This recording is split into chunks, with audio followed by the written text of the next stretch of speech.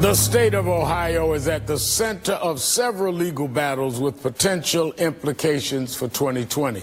It's one of the handful of U.S. states this year to pass legislation narrowing the window for legal abortion. And lawmakers have until June 15th to redraw Ohio's congressional map after a panel of judges found it was rigged in favor of Republicans. Joining me now is Ohio Republican Congressman Bill Johnson.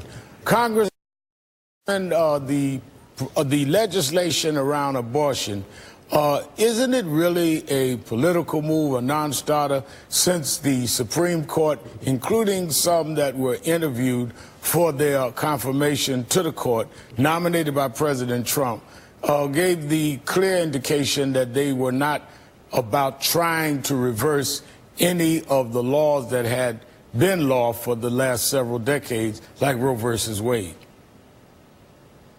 No, first of all, Reverend Sharpton, thanks for having me on today. No, I don't think that this is a political move at all. You bet. I don't think this is a political move at all. I think this is the people of the great state of Ohio speaking loud and clear that we value the sanctity of human life. I think this is what this is about. Well, what about the value of women's rights to choose? What about the value of privacy? Because we all know that we're talking really about whether or not you end legal abortion. People that want to get an abortion are going to get them regardless, but it will go back to the track of dangerous abortions and abortions that can be done in ways that can both hurt the mother and potentially the child that they are potentially going to bear once it becomes a child, if it becomes a child, I should say. And we can argue about when a human being becomes a human being, but clearly we can't argue that we don't really think people are going to stop having abortions. We're talking about whether they're going to have a legal right to a safe abortion. Well, you know, here's what we can agree on. You're right. There's a lot of debate around when human life begins. I personally believe that it starts at conception. The scriptures that both you and I subscribe to tell us that. But I can also tell you, you and I, the one thing we have in common, we've got 2 daughters. I've got 2 daughters and 4 granddaughters. And I can tell you, I got that phone call. And oh, by the way, congratulations. I know you're expecting your first grandchild. No, he's almost 5 months old, but thank you. Oh, well, you're welcome. Well, I remember when I got the phone call that my daughter was pregnant. She was a senior in high school. And there were many people that tried to get her to get an abortion. And I am grateful and thankful that she stood on her principles and her beliefs, and she decided to have the baby. And that baby brought great joy to many of us. And the one other thing that we can agree on, Reverend Sharpton, is that abortion is the intentional killing of an innocent human being. That's what it is at its core.